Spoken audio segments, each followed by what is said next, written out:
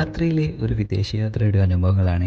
Hi, മർഹബ, I am the bold dude. America, Russia, Europe, Japan, Morocco, China, Thailand ഈ രാജ്യങ്ങളൊക്കെ ഒരൊറ്റ രാത്രി കൊണ്ട് കറങ്ങി വന്നാലോ? അതിനുള്ളൊരു മികച്ച അവസരം ഒരുക്കുന്നത് നമ്മുടെ ഗ്ലോബൽ വില്ലേജ് തന്നെ. പാസ്പോർട്ടും വേണ്ട, വിസയും വേണ്ട, പോക്കറ്റിൽ കുറച്ച് കാശുണ്ടായാൽ മാത്രം മതി.